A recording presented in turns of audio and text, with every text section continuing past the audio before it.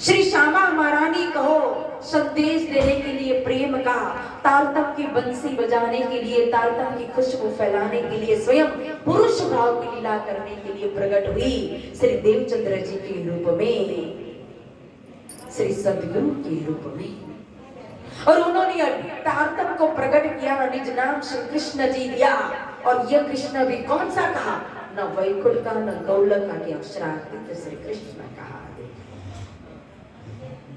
और फिर स्वयं महामती श्री प्राणनाथ जी अक्षरातीत श्री कृष्ण के रूप में आए।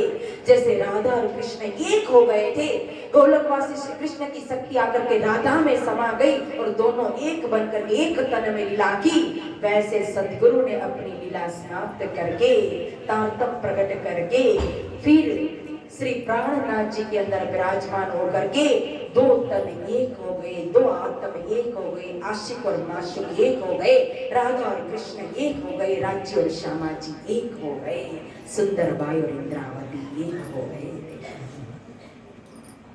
और फिर प्राणनाथ जी ने उसी तारतम को समझाने के लिए तारतम का तारतम 18 वाणी दिया। जो है क्या, जो फल लगा था ना, ज्ञान रूपी वृक्ष के ऊपर पका हुआ फल, उस फल के अंदर भी क्या होता है?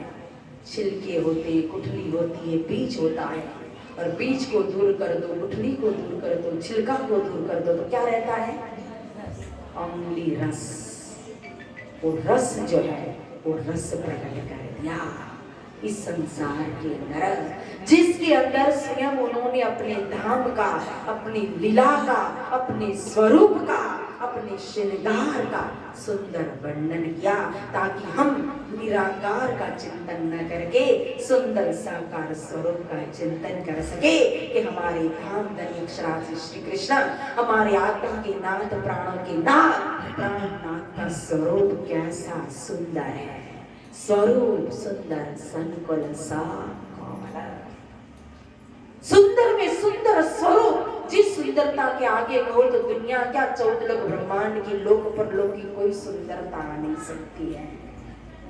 जिसको शास्त्र के अंदर कहा दिव्य है पुरुष, ऐसा दिव्य स्वरूप, तेजोमय स्वरूप, नूरमय स्वरूप, जिसके आगे कहो तो करोड़ों करोड़ों करोड़ों सूर्यों का प्रकाश भी निस्तेज हो जाए, ऐसा प्रकाशवंत तेजोमय सुंदर स्वरूप, ऐसा कोमल, ऐसा नरम नवनीत मक्खन, उस मक्खन से भी कहो तो ज्यादा कोमल।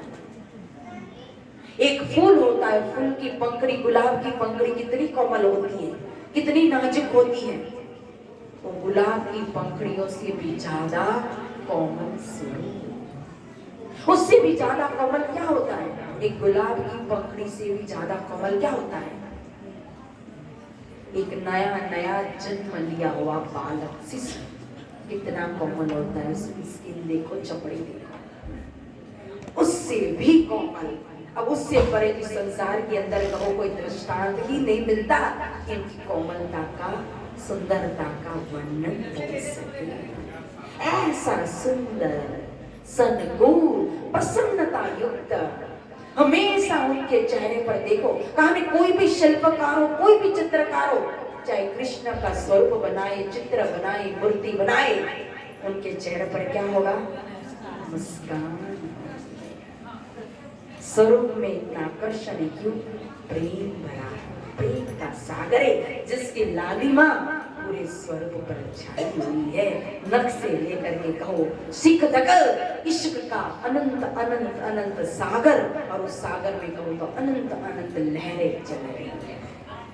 ऐसा सुंदर स्वरूप, सुंदर वस्त्र दिया चितवनी के लिए, कितना सुंदर श्वेत हंस की, जो हंस होता है, हंस कैसा श्वेत रंग का होता है, ऐसा श्वेत रंग का सुंदर घेरदार, और फिर चित्रकारी से युग नंगों से जड़ा हुआ कहो कढ़ाई किया हुआ सुंदर जामा हमारे प्राणनाथ ने, श्री कृष्ण जी ने पहना हुआ है। सुंदर अपने ब्रह्म धाम के अंदर विराजमान हमारे धाम धनी ने सुंदर इतनी चित्रकारी से युक्त बारी कढ़ाई की हुई सुंदर केसरी रंग की इजार धारण की हुई है और कमर पर सुंदर सुंदर, क्योंकि ब्रजमंडल के अंदर जो वेश धारण किया था ना वो नटवर वेश था, नटखट वेश था, अलग प्रकार का था,